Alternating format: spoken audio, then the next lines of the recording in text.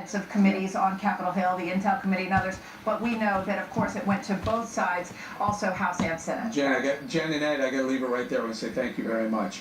And no Friday night of mine would be complete without Geraldo Riveria, who joins us live from Arizona right now. Geraldo, what do you make of everything that's happening today with the FBI re-examining the investigation? Couple me and you.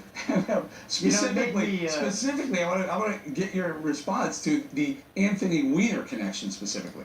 Oh, Anthony Weiner disgusts me. Actually, disgust is how I've responded to this whole renewed, bombshell here. Until about noon today, James Comey, the FBI director, was the devil of the right and the hero of the left.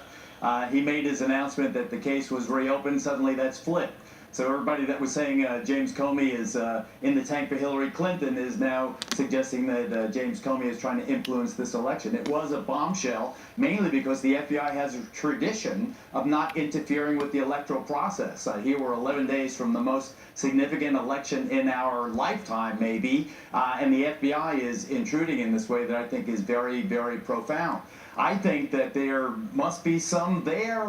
I can't imagine that Comey would do something so unprecedented, so extraordinary, if at least a preliminary assessment of these emails so what do you think show something that was significant. I mean, do you think it's that there's some classified material, or does it get bigger? Because, as you know, to start re-examining a case that they kind of put on ice for a while would take something fairly explosive. Well, I have no idea, but I mean the whole notion that Uma Abedin would allow this sleazy pervert husband of hers access to her computer and presumably access to communications Uma had, confidential communications with the Secretary of State, is mind-boggling to me. But I have to say this about James Comey.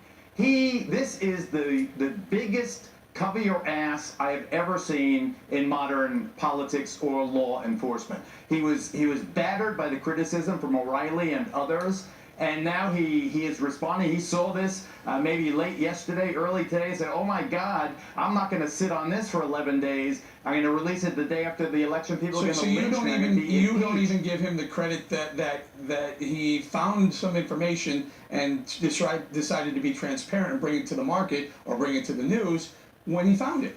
You're saying there's some sort of political motivation? We're a nation of tradition.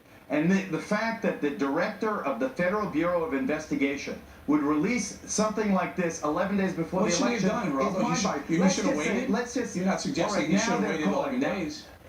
Now Hillary and Podesta on that side, the Republicans in Congress, Trump and Pence on the other side, are saying, okay, what do you got? Let's release it. What's Comey going to do now? Now you're 11 days out. So tomorrow's Saturday, Sunday. So now on Monday you're going to do it 7 days, 8 days before the election. Why would he respond to Podesta's demand to release stuff? It's evidence. You're a litigator. You investigate. You compile the evidence.